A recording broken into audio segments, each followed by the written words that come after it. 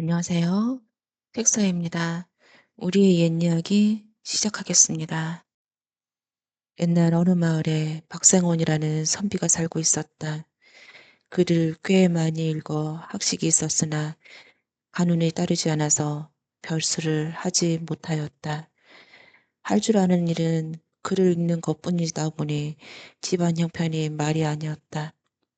아내가 싹바늘질을 해서 겨우 살림을 꾸려갔는데 그 아내가 싫은 술을 앓다가 세상을 떠나고 마니 하늘이 무너진 듯 살아갈 길이 막막했다. 그래도 인심을 잃지 않아서인지 친구와 이웃 사람들을 도움을 줘서 죽으려나마 연명하고 있었다. 그에게는 3대 독자 외아들이 하나 있었다. 집안 형편인지라 며느리를 얻을 엄두를 내지 못했는데 역시 친구들이 나서서 주선한 덕에 차마 며느리를 얻을 수 있었다. 젊은 여인이 들어오자 집안이 화기가 돌았다. 그런데 혼인을 알고 1년이 채 못 되어 아들이 스림스름 앓기 시작하더니 어느 날 세상을 버리고 말았다. 박생호는 그만 하늘이 노래지며 맥이 탁 풀렸다. 집안의 손이 끊긴 것도 그러려니와 앞으로 무슨 희망을 가지고 살아갈지 막막했다. 하지만 기가 막히기로 말하면 며느리가 더했다. 그 가난한 집에서 홀 시아버지를 모시고 청성갑으로 평생 살아니 말이다. 속이야 어떻든 홀로 된 며느리는 효부노릇을 단단히 하기 시작했다. 바느질품, 빨래품, 방화품 쉴 새 없이 열심히 팔아서 시아버지를 극진히 봉양했다. 박생원이 하는 수 없이 일이란 방에서 앉아서 글 읽는 거 말고는 마당에서 물 뿌리고 빗자루를 쓰는 일이 고작이었다.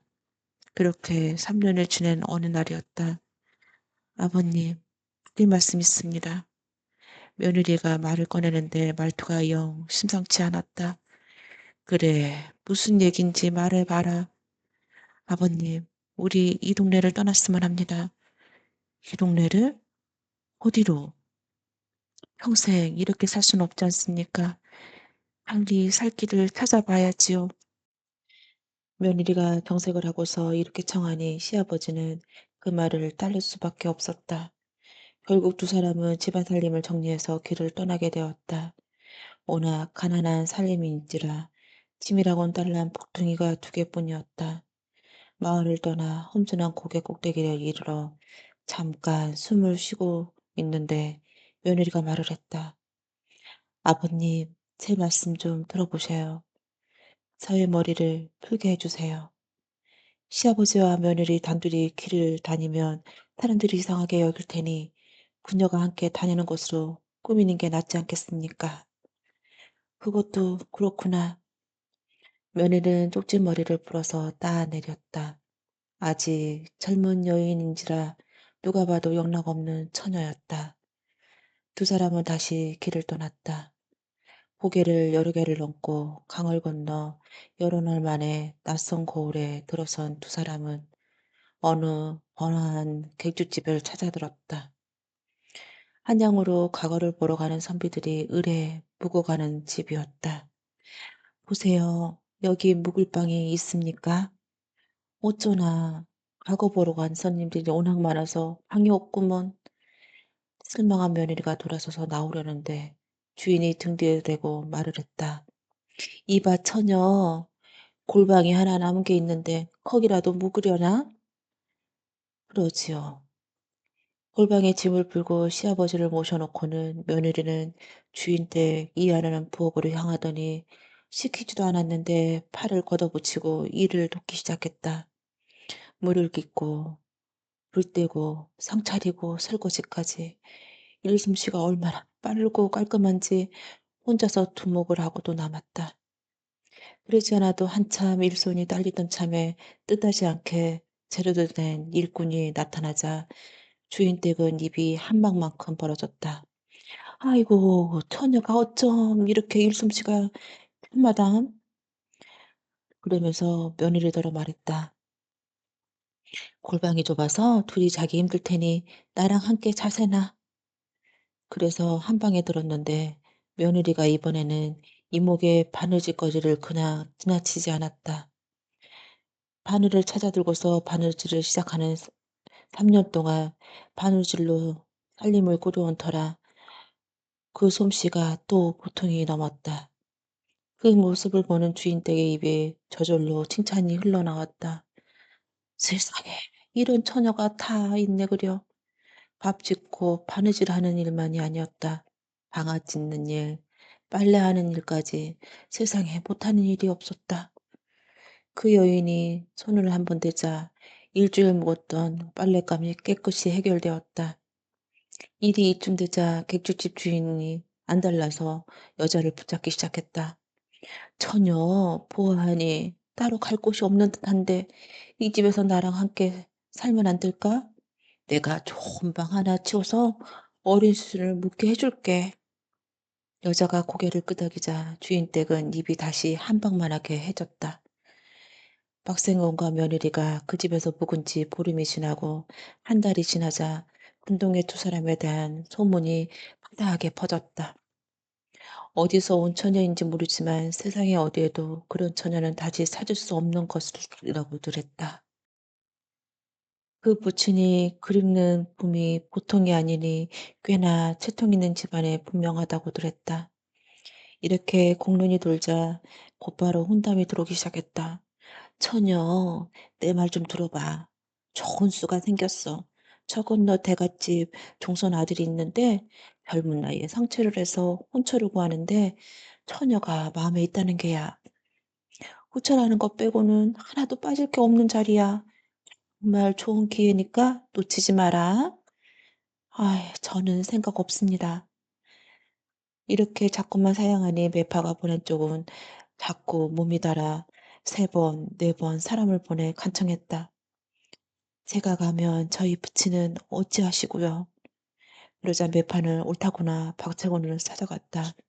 가서 구구절절 사연을 늘어놓으면서 혼인을 허락해달라고 간청하니 박생원도 뭐라 할 말이 없었다.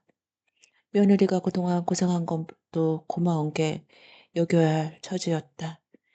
나야 상관은 없지만 본인 마음이 어떨지 그건 걱정 마세요. 그렇게 해서 어느 결에 혼인이 맺어지게 되었다. 오나 신부 쪽에 재산이 없으니 모든 준비를 신랑 쪽에서 다 맡아서 하고는 신부를 데려갔다. 평상 가본 며느리가 가만히 앉아서 대갓집 며느리로 들어가는 순간이었다. 혼인이 이루어지자 신랑 집에서는 사돈을 객주집에 둘 수 없다며 기와집 하나를 얻어서 박상원을 거처를 하게 했다. 교유하면서 지내다 보니 그 학식이 웬만한 선비 못지 않았다. 신랑 집에서는 그런 분이 어찌 그냥 두겠냐며 이리저리 주선을 해서 작은 관직을 하나 얻어주었다. 그래서 뜻하지 않게 박생호는 벼슬살이를 시작하게 되었다. 관직에 나가니 살림도 점점 불었다. 그렇게 지내다 보니 자연히 박성현에게도 혼담이 들어오기 시작했다.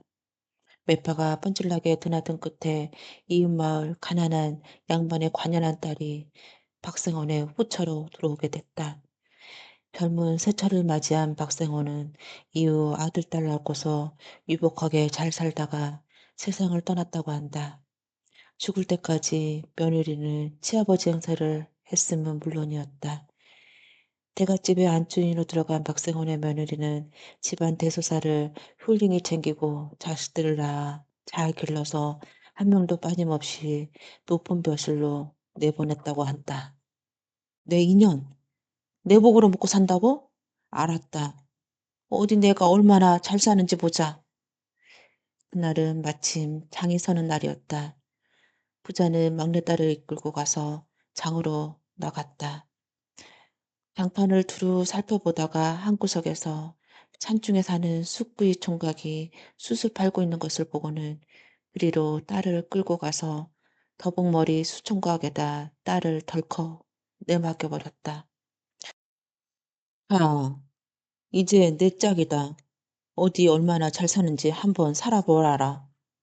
막내딸은 그만 하루아침에 집에서 쫓겨나 쑥구이 총각하고 살아야 하는 처지가 되고 말았다. 하지만 막내딸은 울고 말고 할 것도 없이 태연히 숙구의 뒤를 따르는 것이었다. 길도 아닌 곳으로 한참 올라가는데 옹색하기가 그지없었다.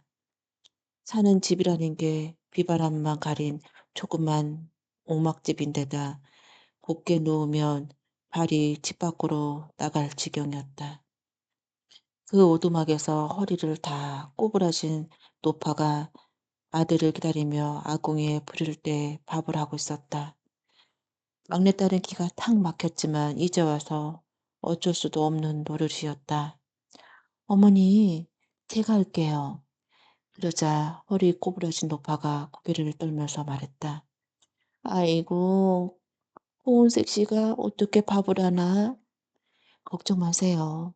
그럭저럭 할 줄 압니다. 이렇게 저녁상을 차려 먹고서 치우고 나니 날이 어두워졌다. 잠을 자야 하는데 방이 딸랑 하나뿐이었다. 수기 총각이 여자한테 말했다. 색시는 어머니랑 방에서 주무시구려.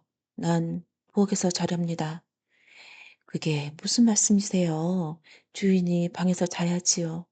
제가 부엌에서 잘 테니 걱정 마세요. 꽃 같은 색시가 어떻게 부엌에서 주무시겠소? 방에서 주무시오. 그러자 막내딸이 웃으며 말했다. 그럴 것 없이 방에서 다 함께 자면 그만 아닙니까? 같이 잡시다. 그렇게 세 사람은 한 방에서 자게 되었다. 숙기 총각은 가슴이 쿵쿵 뛰었지만 처녀한테는 차마 손을 댈 수가 없었다. 그런 심정을 아는지 모르는지 소녀는 어느새 쿨쿨 잠이 들고 있었다. 다음날 아침 숙구이가 수술국기 위에 숨막으로 올라가고 막내딸과 노파는 집에 남아 있었다. 막내딸이 집안 구석구석을 깨끗이 치우고 빨래까지 하고 나니 어느새 점심밥을 나갈 시간이 되었다. 노파가 밥꼬리를 이려고 하자 막내딸이 나서서 빼앗았다. 노인네가 이걸 이고 어디를 가신단 말씀입니까? 제가 다녀올게요.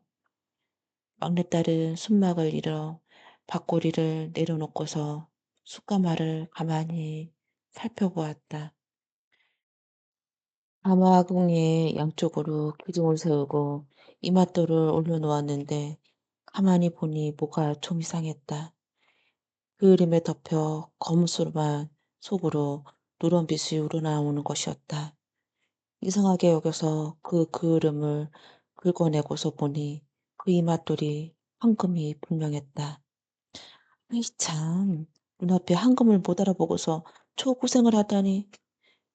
막내딸은 밥을 다 먹고서 배를 문질고 있는 수구이한테 가서 숯가마를 가리켰다. 숯은 그만두고 저 아궁이 이맛돌을 빼서 장에다 갖다 파세요. 아니, 그걸 빼다니. 내가 온 산을 뒤져서 겨우 마음에 든 걸 찾아냈는데 그냥 믿고서 내 말대로 하세요. 누가 얼마냐고 묻거든 그냥 제 값을 달라고만 하세요.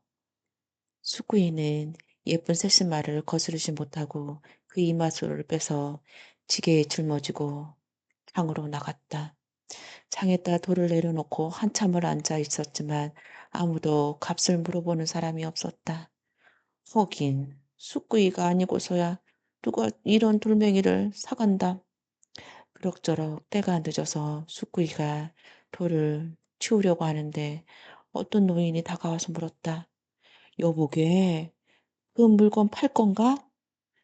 아, 팔 거니까 내놓았겠죠? 그래, 값은 얼마인가? 따로 값이 있는 물건이 아니니 그냥 제값만 주시구려. 그러자 노인이 말하였다. 알았네. 물건을 지고서 따라오게. 노인의 집을 이루고 보니 고래등 같은 기와집이었다. 노인이 돌을 내려놓고 값을 쳐주는데 수구의 눈이 동그랗게졌다. 빗짝에 가득 들어있는 돈을 통째로 실어주려고 쓰니 말이다. 이거면 되겠지? 그쵸, 제값만. 그러자 노인은 젖장에 숨겨놓았던 돈빼미를 하나 더 꺼내서 얹어주었다. 이 정도면 값이 될 게야. 수그의 총각은 돈을 지게에 하나가득 짊어진 채 오두막으로 돌아왔다. 막내딸은 별로 많이 놀라지도 않고서 돈을 헤아렸다. 다행히 임자를 잘 만났군요. 이게 우리 복이에요. 다음 날 새 숙부는 오두막을 정리하고 산기슭으로 내려와 넓은 땅을 샀다. 그리고 목수를 동원해서 빛이 번쩍번쩍하게 나는 커다란 기와집을 지었다. 집안에는 귀한 살림도구와 의복, 먹을거리를 두루 갖추었다. 그런 다음 막내딸은 숙구이에게 학문을 가르치기 시작했다. 공부를 시작한 지 3년 만에 숙구이는 번듯한 선비로 탈바꿈했다. 막내딸은 문득 친정 식구들이 어떻게 사는지 궁금하기 시작했다. 편지를 써서 인편을 보냈더니 벌써 집을 팔고 떠났다고 하니 소식이 돌아왔다. 떠도는 소문에 의하면 집이 쫄딱 망해서 거지가 되었다는 것이었다. 공연히 쓸데없는 유세를 하시더니 막내딸은 남편을 청하여 성대하게 거지 잔치를 열었다. 나라 안에 모든 거지들이 다 와서 먹을 수 있을 정도로 큰 잔치를 열었다.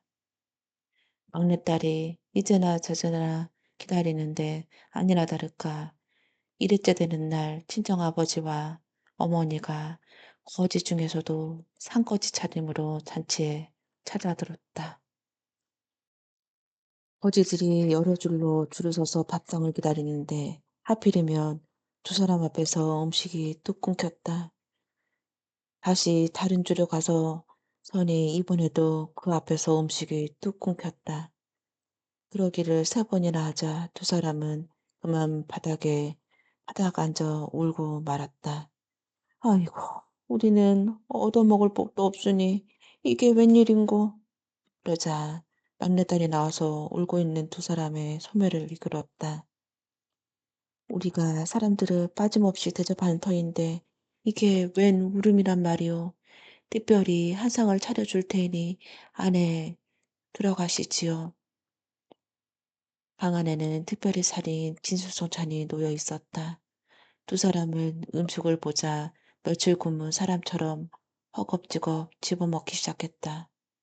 두 사람이 음식을 다 먹고 나자 막내딸이 눈물을 지으며 말하였다. 어머니 아버지 어찌 딸을 눈앞에 두고도 모르신단 말이오. 그 말을 두 사람이 깜짝 놀라서 안주인을 바라보았다.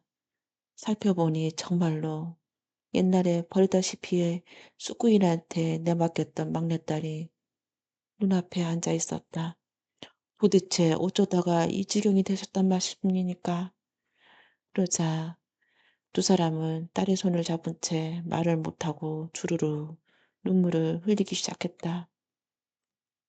울지 마세요. 이제 됐습니다. 여기서 저하고 함께 살아요.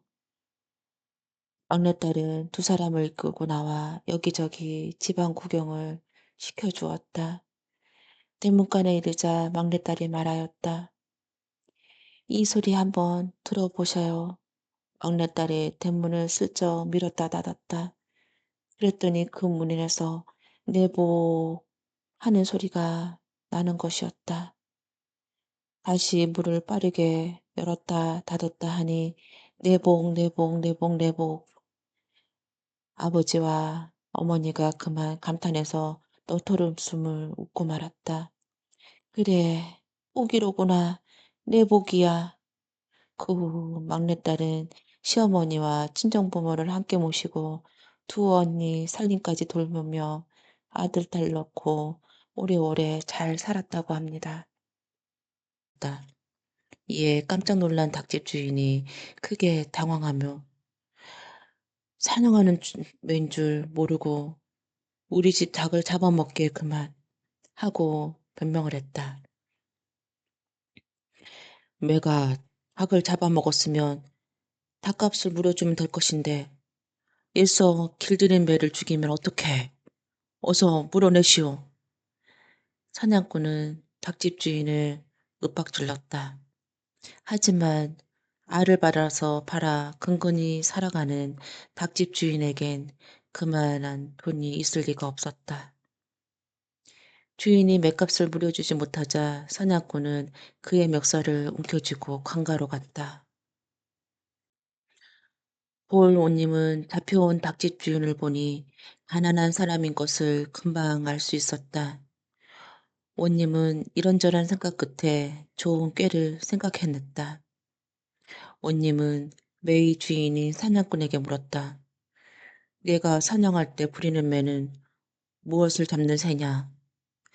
네, 꽁을 잡는 새입니다. 그래? 그 매의 값은 얼마나 나가느냐? 사냥꾼은 온님의 주문을 받고는 매값을 무료라는 것으로 여겨 그 값을 매우 비싸게 불렀다. 그래. 그럼 솔개는 무엇을 잡느냐? 온님은 이번에는 사냥꾼에게 엉뚱한 질문을 던졌다. 솔개는 닭도 잡고 개구리 같은 것도 잡아먹고 합니다. 사냥꾼은 별다른 생각 없이 그대로 대답했다. 그러면 솔개 값은 얼마나 나가느냐? 네, 솔개는 값이 없습니다. 혹시 약에 쓴다고 하는 사람이 있다면 몇 푼 받을지 모르겠지만요. 사냥꾼은 머리를 조아리고 말했다. 원님은 입가에 웃음을 지으며 다시 말했다. 솔개는 닭을 잡아먹고 매는 꿩을 먹는단 말이지. 하고 사냥꾼에게 물었다. 네, 그렇습니다. 사냥꾼은 곤손히 대답했다. 그러면 너의 매는 닭을 잡아먹었으니 매가 아니고 솔개가 아니냐? 그런데 솔개는 값이 없다고 그랬지? 온님의 말에 사냥꾼이 어이가 없었지만 아무런 대꾸도 하지 못하였다. 원님은 결국 이렇게 판정을 했다. 그러니까 솔개값은 없다고 했으니 내가 닭집 주인에게 닭값을 물어주도록 하라. 사냥꾼은 맷값을 받기는커녕 닭값만 물어주고 말았다. 닭값까지 받은 닭집 주인은 크게 기뻐하면서 원님께 다른 방법으로 고마움을 갚을까 생각하다가 한 대밖에 없었던 수수를 박박 긁어 수수떡을 만들어다 원님에게 바쳤다. 원님은 그 정성이 매우 가득하여 수수떡을 하나 먹고는 닭집 주인에게 다시 주며 잘 먹었으니 남은 것은 집에 가지고 가서 내가 먹거라 하고 말하였다. 그러나 닭집 주인은 수수떡을 가지고 나갔다가 사람들에게 몇 개씩 나눠 주었다. 원님은 먼 발치에서 그것을 보고는 새삼스럽게 참 착한 사람이로구나 하고 생각을 했다. 며칠이 지난 뒤 원님은 닭집 주인에게서 수수떡을 받아먹은 사령들을 불렀다. 너희들은 며칠 전에 어떤 사람에게서 수수떡을 받아먹은 적이 있었지? 네, 그렇습니다. 몇 개씩 먹었느냐? 사령들은 별 생각 없이 두어 개씩에서 5개씩 받아먹었다고 그대로 대답했다. 그랬더니 원님이 말하였다. 그 가난한 사람의 떡을 그냥 먹어서는 되겠느냐? 나는 한 개 먹고 50전을 주었다. 너희들은 나처럼 50전씩은 내지를 말고 30전씩만 죽어라. 사람들은 깜짝 놀라지 않을 수가 없었다. 떡 하나에 30전이면 상당히 비싼 값이었기 때문이었다. 사령들은 원님의 말을 거역할 수가 없고 또 갑잔이 제법 많고 해서 돈을 구하느냐 애를 썼다. 얼마 후 사령들은 수수값을 만들어 가지고 왔다. 원님은 그 돈으로 값이 싼 땅을 사서 닭집 주인에게 주었다. 덕분에 닭집 주인은 농사를 지으며 잘 살게 되었다. 썼다. 어느덧 다시 대과 시험이 다가왔다. 선비는 이번이 마지막이라고 마음을 먹고서 길을 떠날 차비를 했다. 집안에는 돈량이 하나도 없는지라 아내가 삼단 같은 머리채를 뚝 잘라서 장에 팔아 노잣돈을 마련해 주었다. 미안하오. 내가 이번에는 반드시 급제하고 오리다.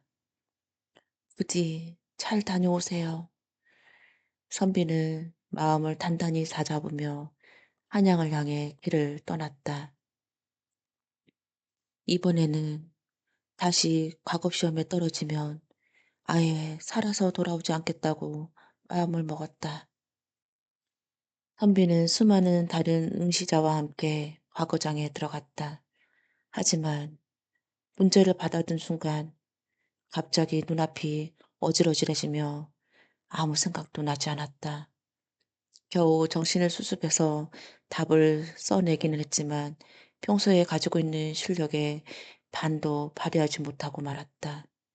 아니나 다를까 결과는 또 낙방이었다. 아, 나는 안 돼.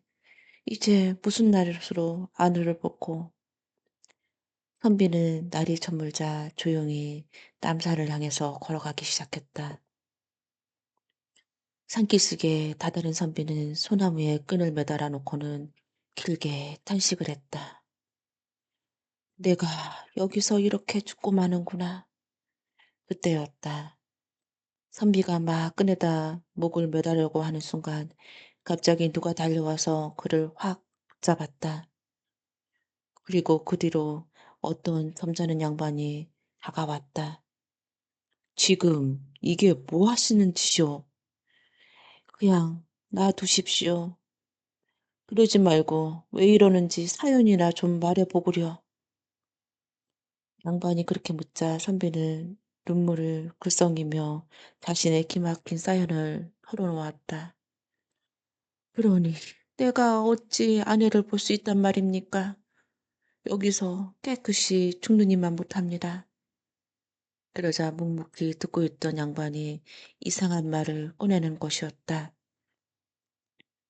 죽기는 아직 이릅니다. 내가 들으니 임금님이 특별히 알성시를 보인다고 합니다. 그걸 한번 보시구려. 그건 금시초문인데요. 날이 밝으면 알게 될 geb니다. 그런데 아마 그 시험의 답이 솔개연이라죠. 아마 아무튼 꼭 시험을 치러 보구려. 양반은 그렇게 말하고는 선비를 붙잡았던 종자를 데리고 사라져 버렸다. 그 양반이 누군가 하면 나라의 임금이었다. 그 임금은 백성들을 사는 모습을 직접 살피기를 좋아해서 임금의 복장 대신에 평상복을 입고서 궁궐을 나와 세상을 돌아다니길 잘했다. 그날도 시종 한 사람을 데리고 이리저리 돌아다니다가 성비의 행색이 수상하여 뒤따라왔던 터였다. 다음 날 날이 밝자 과연 뜻하지 않은 방이 나부꼈다. 대왕께서 이번 대가에 아깝게 납방한 인재들에게 다시 한번 기회를 주시기 위해 알성씨를 보이신다 하니 선비들은 많이 참석하시오. 소식을 들은 선비들은 하나둘 과거 시험장으로 모여들기 시작했다. 전날 목을 매달아 죽으려 했던 선비도 신기하게 여기며 시험장으로 들어갔다. 선비들이 순번대로 한 명씩 오전에 들어가 임금이 내리는 시험을 치렀다. 다들 기대를 품은 표정으로 들어갔으나 나올 때는 얼굴이 딱딱하게 굳어져서 나왔다. 도저히 답을 할 수 없는 문제라고 혀를 내둘렀다. 선비는 마음속으로 솔개연, 솔개연 외치며 순서를 기다렸다. 그리고 마침내 차례가 되어 안으로 들어갔다. 자, 이게 무슨 글자인지 맞춰보거라. 고개를 들어 임금을 본 선비는 그만 깜짝 놀라가 말았다. 어제 남산길석에서 만났던 양반이 거기에 앉아 있었기 때문이었다. 그 순간 그는 임금이 자기를 위해 시험을 베풀었다는 사실을 깨달았다. 임금이 내보인 종이에는 낯선 글자 하나가 씌어져 있었다. 한자 한 개를 내놓았는데 근래에 아무도 쓰지 않는 옛날식 글자체로 써놓은지라 아무도 알 턱이 없었다. 하지만 선비는 달랐다. 첫날 벌써 답을 들었으니 말이다. 선비는 회심의 미소를 지으며 솔개연이라고 말하려고 했다. 그런데 이게 웬일인가? 갑자기 머리가 꽉 막히면서 솔개라는 말이 떠오르지 않은 것이었다. 그게 연, 연, 그래. 무슨 연이란 말이냐? 그게 그게 임금이 불어 시간을 주었지만 한 번 막힌 머리가 열리지 않았다. 하늘을 뱅뱅 도는 새라는 생각이 났는데 솔개라는 말이 죽어도 생각이 나지 않았다. 자, 빨리 말해보거라. 그게 그게 뱅뱅. 그러다가 그냥 이렇게 대답하고 말았다. 뱅뱅이온입니다. 그러자 임금이 혀를 찔찔 차면서 말했다. 에이, 안 되겠다. 낙방. 선비는 보기 좋게 낙방을 하고서 머리를 쥐어뜯으며 밖으로 나왔다. 그런데 그 순간 갑자기 머리가 확 뚫리며 솔개라는 말이 딱 떠오르는 것이었다. 하지만 이미 늦은 뒤였다. 다른 사람이 불려 들어가고 있었다. 그 순간 선비가 무슨 생각을 했는지 불려 들어가는 사람을 붙들었다. 보시오. 들어가시거든 솔개연이라고 대답하시오. 그게 답입니다. 나는 갑자기 솔개라는 말이 생각이 안 나서 뱅뱅이연이라고 했지 뭐요. 당신이라고 합격하시구려. 그러자 그 사람은 선비를 한번 쓱 쳐다보고는 안으로 들어갔다. 자, 이게 무슨 글자인고? 임금이 글자를 내밀자 시험을 보러 들어간 사람이 임금께 되물었다. 한양말로 대답하오리까? 시골말로 대답하오리까? 그러자 임금이 말하였다. 한양말도 있고 시골말도 있단 말이냐? 그럼 둘 다 말해보거라. 네, 그 글자는 한양말로는 솔개연이라고 하고 시골말로는 뱅뱅이연이라고 합니다. 그러자 임금이 무릎을 탁 치더니 신하들에게 말했다. 여봐라. 그럼 아까 그 선비도 마친 게 아니냐. 어서 가서 그 선비를 데려오너라. 막 남산으로 향해 출발하려고 했던 시골 선비가 용문도 모르고 임금 앞으로 이끌려 들어갔다.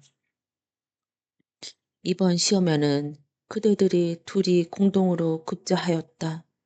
앞으로 짐을 잘 보살피도록 하여라. 그렇게 하여 두 선비는 함께 벼슬길에 나가 두 집안을 일으켰다고 한다. 머리를 잘라 팔았던 아내가 대갓집 안춘이 되었음은 물론이었다.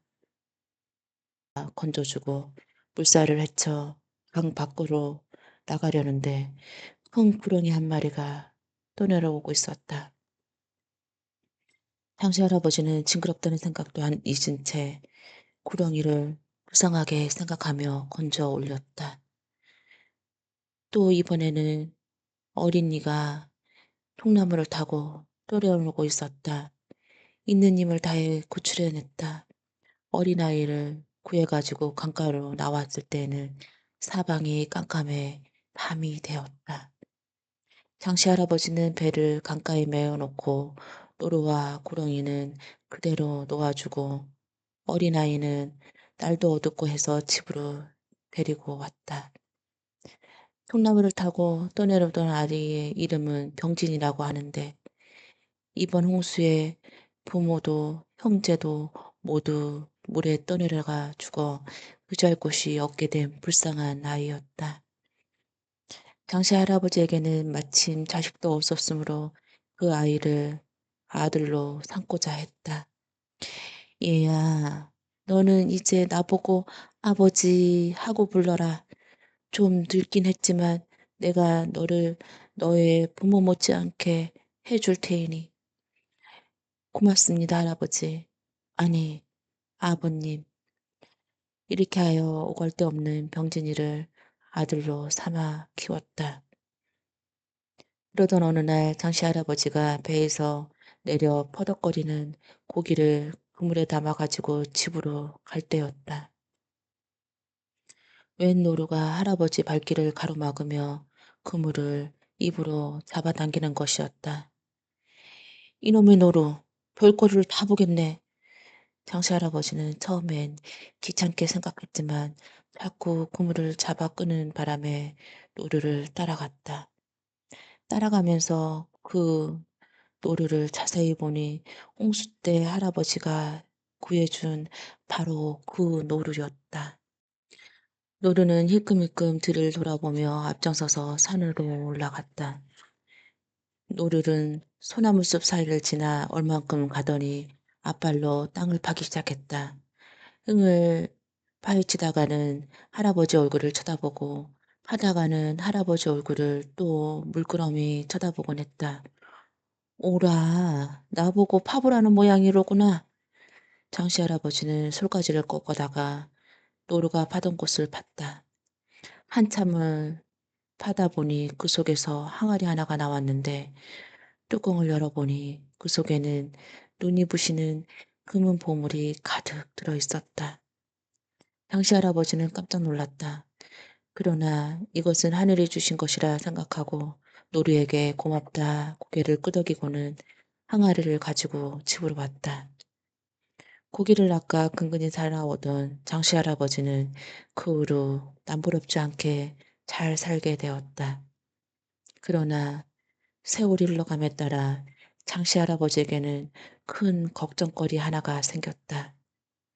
다름 아닌 홍수 때 아들로 삼은 병진이가 하라는 공부는 하지 않고 돈을 물쓰듯 쓰며 품행이 방탄하기가 이를 데 없었다. 장씨 할아버지는 병진이의 마음을 고쳐 좋은 사람으로 만들어 보고 싶었으나 말을 듣지 않고 오히려 마구 대들었다. 아버지가 무슨 아버지야. 우리 아버지는 할아버지처럼 그러지 않았단 말이에요. 아버지가, 할아버지가 정말 내 아버지같이 잘해주신다 해도 내가 하자는 대로 해 주어야 될 거 아니에요. 병진이가 마구 대드는 바람에 장씨 할아버지는 그저 멍하니 병진이를 쳐다볼 따름이었다. 자식이 잘못된 길로 가고 있는데 어떤 아버지가 말리지 않겠느냐. 장씨 할아버지는 잠자고 있다가 겨우 한마디를 했다. 이제 다 필요 없습니다. 진정 저를 친정집처럼 생각하신다면 재산을 똑같이 판으로 나누어 따로따로 살아요. 저도 그 돈을 가지고 열심히 장사를 해서 돈을 많이 벌어 꼭 아버님의 떳떳하게 모시겠어요. 병진이는 제법 어른스럽게 말했다. 그러나 병진이의 얘기는 다 새빨간 거짓말이란 걸 장씨 할아버지는 너무도 잘 알고 있었다. 한두 번 그렇게 속인 것이 아니었기 때문이었다. 그러나 재산을 따로 나누어 살자고 한 것은 이번이 처음이었다. 장씨 할아버지는 걱정 끝에 말했다. 난 그렇게 할 수 없다. 이 재산은 내 재산이고 넌 아직도 어리다. 좀 더 나와 함께 있어야 한다. 병진이는 자기가 마음먹은 대로 일이 되지 않자 못된 흉계를 꾸며 가지고 관가로 갔다. 원님어는 소인의 아버지가 전에 다른 사람의 돈을 훔쳐 산에 감춰두었다가 요즘 그 돈을 판에 쓰고 있습니다. 병진이는 사토께 거지를 밀고를 해댔다. 관가에서는 정직하게 살고 있는 장씨 할아버지가 그럴 리가 없다고 했으나 병진이가 하도 그렇지 않다고 우기는 바람에 장씨 할아버지를 불러다 조사해 보기로 했다. 관가에 끌려온 장씨 할아버지는 보물 한 가지를 가져온 유래를 몇 번이고 자세히 설명하였으나 관가에서는 그 말을 믿을 리가 없었다. 결국 장씨 할아버지는 옥에 갇히고 말았다. 내가 남에게 털끝만치도 그런 일을 하지 않았으니 언제고 결백함을 밝혀지겠지.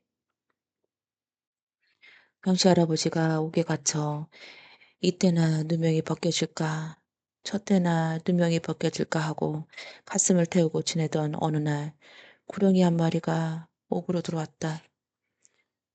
이 감옥 안에 웬 구렁이라. 본즉 그 구렁이는 예전에 큰 물을 만났을 때 구해준 그 구렁이였다. 아니, 그 구렁이가 여기엔 왜 나타났다 하고 생각하는 순간 구렁이는 덤벼들어 장씨 할아버지의 배를 물었다. 장씨 할아버지는 아파서 팔짝팔짝 뛰었다. 구렁이에게 물린 상처는 금방 퉁퉁 부어올랐다. 세상에 이럴 수가. 어떻게 된 게 은혜를 온수로 갚으려는 것인가. 이놈의 세상 차라리 이대로 죽어버리자. 장씨 할아버지가 모든 것을 체념하고 천장을 보고 반듯하게 누워있을 때였다. 부스럭거리는 소리가 나 고개를 돌려보니 아까 그 구렁이가 웬 풀을 잔뜩 물고 와선 고개를 마구 흔들었다. 그 몸짓이 꼭 그것을 상처에 붙여보라는 것 같았다. 할아버지는 그 풀을 받아 몸에 상처에다 붙였다. 그런데 이게 웬일인가? 아프던 게 싹 가시고 퉁퉁 부어오른 게 언제 그러냐는 듯 가라앉았다. 아주 깔끔히 상처가 나온 것이었다. 장씨 할아버지는 한때나마 구렁이에게 욕했던 것을 뉘우쳤다. 바로 그때였다. 바깥에서 왁자지껄 하는 소리가 무슨 소린가 귀를 기울여 들어보니 온님의 어머니가 웬 구렁이에게 물려 독이 온몸에 퍼져 다 죽게 되었다는 것이었다. 유명하다는 은호인을 불러다 보였으나 아무도 고치는 이가 없다는 이야기였다. 옳거니 그 구렁이가 한 일이었구나. 그놈이 날 살리려고 한 짓이었어. 여보수, 밖에 아무도 없수. 장치 할아버지가 소리쳤다. 옥지기가 무슨 일인가 하고 달려왔다. 장씨 할아버지가 원님의 어머니의 병을 고치겠다고 이야기하자 옥지기는 콧방귀만 끼다가 원님의 어머니를 못 고치면 죽어도 좋겠다는 말을 듣고 장씨 할아버지를 원님 앞에 데려갔다. 장씨 할아버지는 모두 밖으로 나가 있게 하고 품 안에 간직하였던 구렁이가 물고 온 풀을 한 입 꺼내 원님 어머니의 상처를 붙여주었다. 원님 어머니는 아프다고 소리치다가 깊은 잠에 빠져들었다. 밖에서 지켜보던 관원들은 이놈의 늙은이가 원님의 어머니를 아주 죽게 하는 게 아닌가 싶어 으르렁댔다. 그러나 장씨 할아버지는 침착한 목소리로 기다리라고 했다. 정말 조금 있다가 부어오른 게 가라앉으며 원님의 어머니는 눈을 떴다. 원님이 물었다. 어머님, 괜찮으세요? 그래, 이젠 아무렇지도 않다. 원님의 어머니는 완전히 나은 것이었다. 원님은 장씨 할아버지를 석각시킴을 물론 큰 상을 내리고 의붓아지는 병진이를 옥에 가두었다. 그러나 장씨 할아버지는 큰 상도 받지 않고 의붓자시 병진이를 옥에 가두지도 못하게 원님에게 간절히 부탁을 했다. 의붓아버지의 참마음을 안 병진이는 잘못을 늦추고 열심히 공부해 과거에 급제하고 장씨 할아버지는 마을에서 더욱더 존경을 받으며 잘 살았다고 한다.